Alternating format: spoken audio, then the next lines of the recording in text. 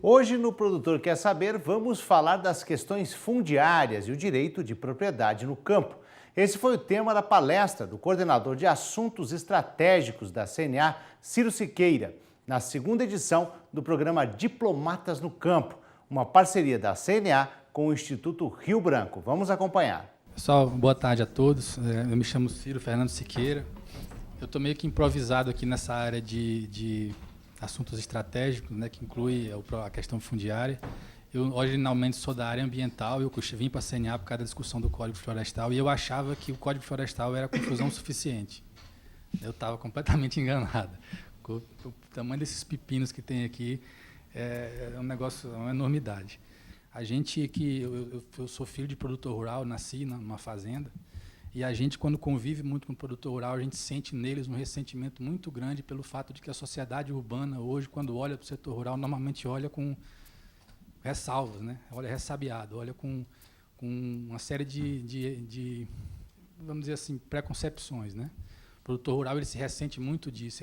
Quando você conversa com eles sobre esses aspectos, eles falam: pô, mas eu trabalho para caramba, eu vim aqui, eu ocupei a Amazônia, sei lá, e o Sacamim olha... Todo mundo olha para ele com olhos muito críticos, né? Eles têm dificuldade de compreender isso. E conversar com vocês sobre esses aspectos é fundamental para desfazer uma série desses pré-julgamentos, uma série desses mitos. Por isso que, apesar de toda a correria desses dias, eu fiz questão de não deixar de vir aqui. Mas, assim, até para facilitar a minha vida, eu não vou abordar a questão ampla, como foi colocado, como está no planejamento de vocês, que é falar sobre as questões fundiárias de maneira geral. Eu escolhi um aspecto, que já é um pepino gigantesco, mas que é um aspecto da coisa toda, né, que é a questão da demarcação de terras indígenas. Mas, antes de entrar nessa questão, eu gostaria de colocar uma questão retórica para vocês. Eu não quero que ninguém responda, só para vocês pensarem sobre isso. Eu tive um professor do mestrado aqui mestrado de Economia aqui em Brasília, um professor da UNB, talvez algum de vocês conheçam, que é o professor Pedro Zucchi. E ele dava aula para a gente de economia e dizia: não vim aqui ensinar para vocês, não, eu vim aqui confundir a cabeça de vocês. E vocês tentam desfazer a confusão em casa, e quando vocês tentarem desfazer, vocês vão aprender o que eu estou querendo ensinar. Essa era a pedagogia dele, ele fazia isso mesmo, ele saía doidinho lá da aula dele, não entendia nada. Mas eu queria colocar uma questão retórica para vocês, que é o seguinte: vocês acham que uma pessoa que cometeu um ato no passado, com regras do passado, com a régua moral do passado, pode ser julgada hoje, com a régua moral de hoje ou com as regras de hoje? Vocês conseguem entender esse tipo de colocação? Vocês imaginam o seguinte: você tem uma comunidade lá na bacia hidrográfica do Rio Paraíba, do Sul, em 1920. Os caras estavam lá com um problema gigantesco, todo mundo com malária recorrente. A terceira vez que pegaram, cada um pegou malária. Aí chegou um técnico lá e disse o seguinte: para a gente acabar com essa malária é fácil, a gente só desmata aqui todo esse rio. Deixa o rio sem floresta, acaba o mosquito, acaba a malária. Isso em 1920. Em 1920 não era ilegal fazer isso. Em 1920 não tinha problema com água, com recurso hídrico, não tinha aquecimento global, não tinha nada. O problema ambiental que os caras tinham era a malária. Então eles desmataram lá à beira do rio. Agora, em 2014, 2015, faltou água na bacia. Aquele cara que cometeu aquele ato lá em 1920, ele é um criminoso? Vocês acham que ele é um criminoso? Vocês acham que ele pode ser julgado hoje, pela situação de hoje, em função de um ato que ele cometeu lá atrás, em outras circunstâncias? Igual a pedagogia do professor Zucchi, não é para vocês responderem, não, é para vocês pensarem sobre isso. Tá? À medida que a gente andar aqui na apresentação, vocês vão entender melhor por que eu estou falando disso. Essa foto aí está na página da Agência Brasil. Esse cidadão aí chama Raul das Neves, ele tem uma propriedade rural no Mato Grosso do Sul. A propriedade rural dele está envolvida no processo de demarcação de terra indígena. Isso aí que ele está segurando é o título da propriedade dele. É um título legal, registrado em cartório, que ele comprou. Se a gente tiver o trabalho de ler esse troço todo aí, eles vão ver que ele comprou de alguém em algum momento. E ele está correndo o risco de perder essa propriedade, por razões que nós vamos explicar, né? Nós vamos já chegar lá. Ao contrário do que nos Estados Unidos, por exemplo, isso aí foi uma provocação que eu coloquei, tem fóruns que eu ponho isso, as pessoas começam a se mexer na cadeira. Ao contrário de outras nações americanas, o processo recente de interiorização do desenvolvimento promovido pelo Estado brasileiro não foi hostil aos índios, né? A gente tem a ideia de que foi, né? Mas os militares, as pessoas que se cuidaram do processo de ocupação do território brasileiro, sempre tiveram a noção de que o Brasil era muito grande para ocupar só com português. Estou dizendo com isso que não teve violência, de que não teve morte de indígenas. Estou dizendo com isso que sempre houve a percepção de que nós não poderíamos fazer no Brasil o que foi feito nos Estados Unidos, por exemplo. Nos Estados Unidos, eles chegaram, os ingleses, encontraram os índios lá, abriram guerra contra eles, venceram a guerra, assinaram um tratado de paz e disseram: essa terra agora é nossa, vocês ficam ali naquela reserva. Esse foi o acordo feito lá na América do Norte. O nosso aqui foi diferente. Esse cidadão que está sentado aí é um militar, Cândido Mariano da Silva Rondon, descendente de Bororo, de índios Bororo, e que foi, desde as incursões que o Rondon fez no estado de Mato Grosso, no final do século XIX, o Brasil evitou confrontar os nativos, né? Por causa dessa percepção que eu coloquei para vocês. A gente sempre teve a noção de que os índios eram parte da sociedade brasileira, né? Ele tinha esse lema aí: morrer se preciso for, matar nunca, né? O Rondon era um positivista. Vocês sabem que é o lema que tem lá na nossa bandeira, né? A Ordem e Progresso é um lema do positivismo. E eles acreditavam que os índios eram uma parte da população brasileira, deviam ser parte da população brasileira, mas que eles estavam num estágio evolucionário inferior, ou seja, era papel da sociedade brasileira ajudar os índios a chegarem no mesmo estágio que estavam os demais. Isso, dito hoje, parece preconceituoso, mas na época era a regra. Na época era o que se acreditava que devia ser feito com os indígenas. Daí essa percepção de que você devia fazer o contato, devia se aproximar e, se fosse preciso, morrer, mas matar jamais. E esse cara era militar do Exército. A abordagem do Estado era de preservar a vida dos índios, até que as culturas indígenas tivessem o tempo e as condições necessárias para evoluir até equipararem-se à cultura dos brasileiros não indígenas, né? É necessário dizer que isso não era apenas a abordagem de Rondon. Eu botei aquela palavra ali, nem sei pronunciar aquele troço. Isso era parte do Zeitgeist da época. O Zeitgeist é uma palavra alemã que significa, era parte do espírito do tempo. As pessoas naquela época acreditavam que era assim que se devia fazer. E não era só o militar, era o indigenista, era o missionário, isso era corrente. Assim como a gente acredita hoje de uma forma diferente, naquela época se pensava assim. Então, políticos, intelectuais, humanistas, artistas, os próprios antropólogos, os missionários, os indigenistas, todos pensavam dessa forma. Com esse espírito, o Marechal Rondon foi responsável pelos primeiros contatos com várias etnias indígenas pelos rincões do Brasil. Ele foi encarregado de fazer uma linha telegráfica no início do século XIX, XX, entre a civilização, o estado de São Paulo e Rondônia, né? Então, ele fez contato com várias tribos indígenas naquela região. E Rondon estabeleceu, a partir desses pontos que eu estou tentando mostrar para vocês, as diretrizes que orientaram a política oficial para as populações indígenas por muitos anos. Ele defendeu que considerava ser o mínimo indispensável para um povo indígena, o direito de ser índio, eles não poderiam deixar de ser índio, e a garantia de um espaço onde eles pudessem viver tranquilamente. Rondon defendia que os indígenas tivessem acesso a ferramentas e orientação adequada à sua integração ao restante da sociedade brasileira. Da perspectiva positivista, eles acreditavam que os índios deviam ser ensinados a ser como nós, né? Hoje isso parece um anátema. Se tiver algum antropólogo aqui, deve estar com vontade de me jogar a cadeira. Mas, na época, isso era corrente, né? Foi também esse espírito que norteou os trabalhos do Serviço de Proteção ao Índio, fundado por influência de Rondon, em 1910, e a criação das primeiras reservas indígenas do país também no século XX. Eu não sei se vocês sabem, é bom essa informação ter na manga, reserva indígena é diferente de terra indígena. Vocês sabiam dessa diferença, não? De acordo com a Constituição, nós vamos chegar nela lá na frente, terra indígena é uma área demarcada com a qual os índios têm alguma relação cultural. Ou seja, eles moravam ali, viviam ali, reproduziam seus hábitos culturais. Os antropólogos gostam de usar a palavra cosmovisão deles, está relacionada àquele espaço. Isso é uma terra indígena, ela é demarcada com esse espírito. Reserva indígena não necessariamente é onde eles viviam. Reserva indígena é um lugar que o Estado escolheu, separou e colocou os indígenas ali. Não necessariamente tem relação com a cultura deles, né? No Brasil, a gente tem as duas coisas. A gente tem reserva indígena e tem terra indígena. Normalmente, poucas pessoas sabem disso, né? A gente trata tudo como se fosse terra indígena.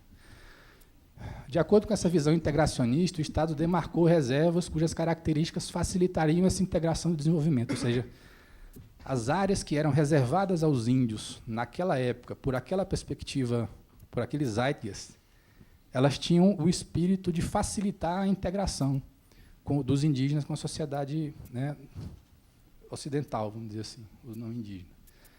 Isso aí é uma reserva indígena, demarcada em 1910.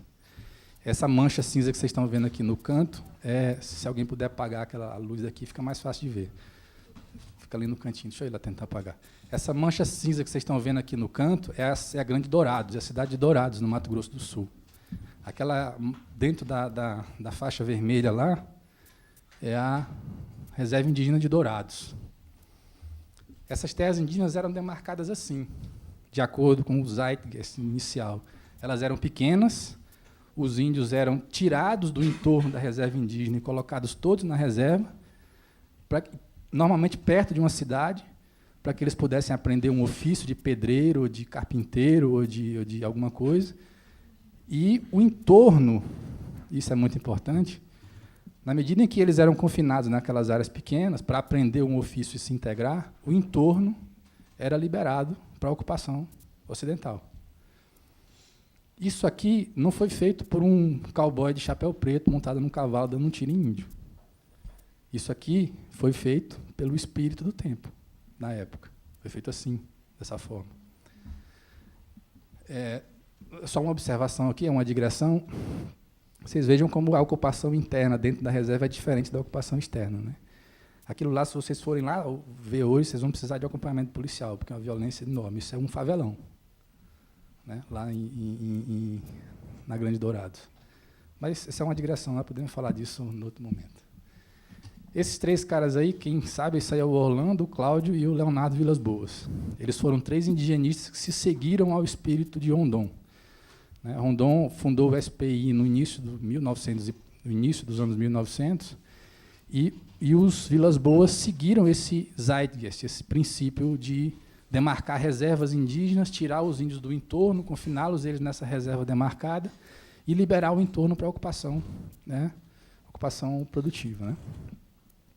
Os indigenistas que sucederam Rondon mantiveram o mesmo espírito de proteger e conduzir o processo de integração dos indígenas ao restante da sociedade brasileira. Era o que se acreditava que era certo fazer naquela época. Sob a orientação de Rondon, os irmãos Vilas Boas realizaram os primeiros contatos com os indígenas, os índios Chavantes, em Mato Grosso, e com diversas etnias no Alto e Médio Xingu. Aqui eu poderia fazer uma outra digressão, mas vamos deixar para depois. Um grande número dessas etnias foram reunidas no maior reserva indígena já criado, o Parque Nacional do Xingu, fundado em 1961, tem 2.700.000 hectares. Isso aí é maior do que tudo que o Brasil plantou de arroz no ano passado. Só o Parque Indígena do Xingu. Esse aí é o Parque Indígena do Xingu. Foi fundado em 61. Várias etnias, a maioria delas já viviam aí, quando os Vilas Boas contataram, nos anos 60. Mas algumas, por exemplo, os Crenacaro, quando foi construir a BR-163, que liga Cuiabá a Santarém, eles se depararam lá com a etnia, que eram os Crenacaro, né? Eram chamados índios gigantes. E os Vilas Boas foram designados para ir até lá, fazer o contato com os Cren e convidá-los ou trazê-los para dentro do Parque Indígena do Xingu. Já nesse espírito de tirá-los da frente da construção da BR, liberar a BR para a ocupação, né, ocidental e tentar proteger os índios aí dentro daquele espírito de depois que eles se integrariam em tudo. Ocorre que, a partir da segunda metade dos anos 50, do século passado, a abordagem do Estado mudou do auxílio à integração cultural dos índios para a preservação cultural das culturas tradicionais, né?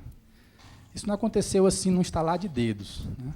Esses indigenistas, o Rondon, os que sucederam, o Sidney Possuelo, alguns índios que sucederam a ele, começaram a perceber que, quando você fazia um contato com uma determinada etnia indígena, a cultura dela colapsava.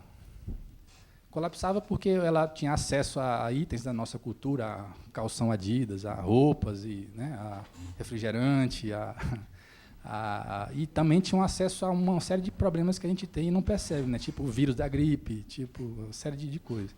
Então, eles começaram a perceber que, na medida que você contatava essas etnias, mesmo quando você tinha a intenção de protegê-las, elas colapsavam as culturas. Então, aquele zeitgeist começou a mudar. Começou-se a parar de tentar integrar os índios à nossa sociedade e começar a tentar proteger, a preservar as culturas deles. Passamos a evitar ao máximo o contato com os índios, dificultando a incorporação de atributos das culturas brancas, essa palavra é horrível, eu tenho que tirar ela dali, às sociedades indígenas. Né? Mudamos de uma abordagem onde o Estado procurava integrar os indígenas à sociedade para uma atitude por meio da qual o Estado passou a buscar proteção cultural.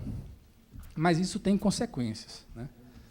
Era aquilo que eu estava falando, à medida que você fazia isso aí, é uma fotografia dos primeiros contatos com os índios Chavante, no sertão do Mato Grosso, no Cerrado do Mato Grosso.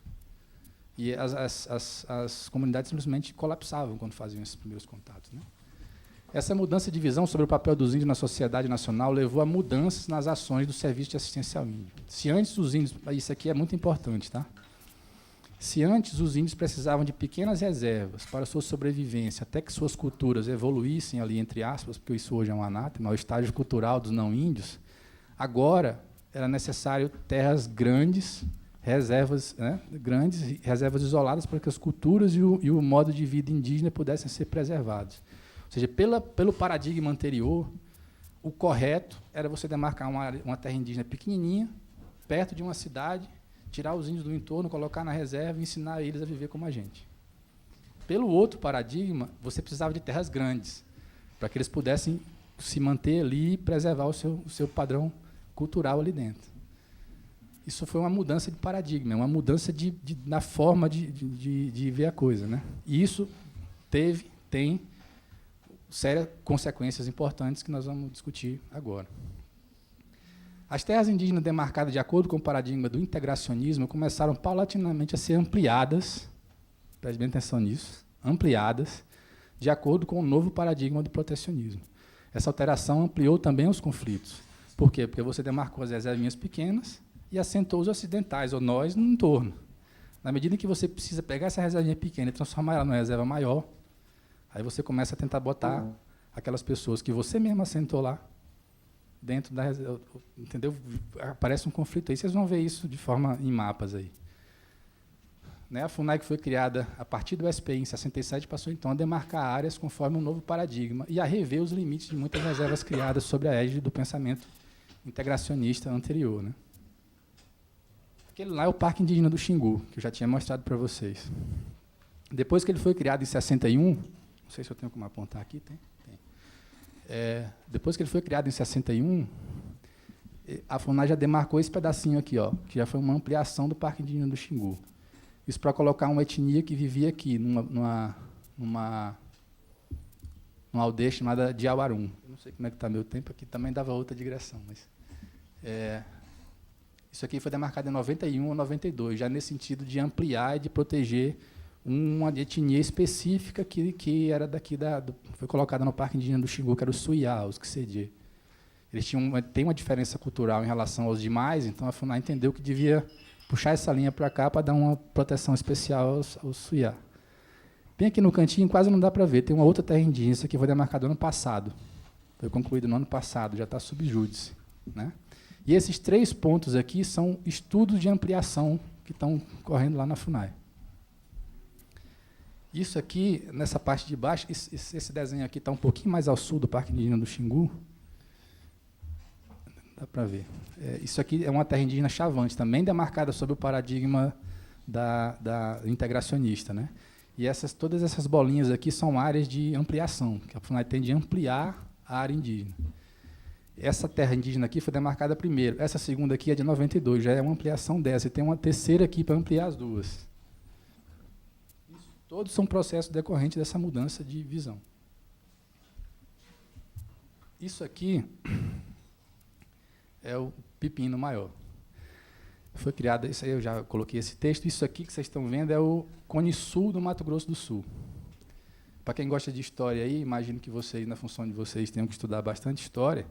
Esse pedaço aqui foi anexado ao Brasil depois da Guerra do Paraguai. Né? Depois da Guerra do Paraguai, esse pedaço aqui deixou de ser Paraguai e passou a ser Brasil. Vocês vão perceber também, aqueles que são mais perspicazes, que o Paraguai tem 2 línguas oficiais. Né? Tem o espanhol e o guarani. Né? Todos esses pontinhos aqui os vermelhos são áreas indígenas ou reservas ou terras indígenas demarcadas para os índios guarani. E esses pontinhos amarelos são áreas de ampliação de áreas indígenas para os índios Guarani. E aí, um desses pontinhos amarelos aqui, vocês vão se lembrar, está o problema daquele senhor lá do primeiro slide. E vocês vão entender agora qual que é o drama do cara. Essa mudança de espírito ficou também gravada no texto da Constituição Federal de 88. Isso aconteceu antes da Constituição Federal, mas a Constituição transformou isso em norma. Um dos temas mais controversos do debate da Constituinte, as diretrizes que hoje regem a política indigenista ficaram expressas no artigo 231 da Constituição Federal. Por que foi controverso? Porque vocês são muito novos, vocês não vão se lembrar. Mas eu que sou velho, eu me lembro. Na época que se discutia a Constituição Federal, se discutia a questão da soberania das terras indígenas. Alguém tentou colocar na Constituição, dar soberania aos povos indígenas na Constituição. Isso gerou uma confusão gigantesca com os militares, e foi o fim do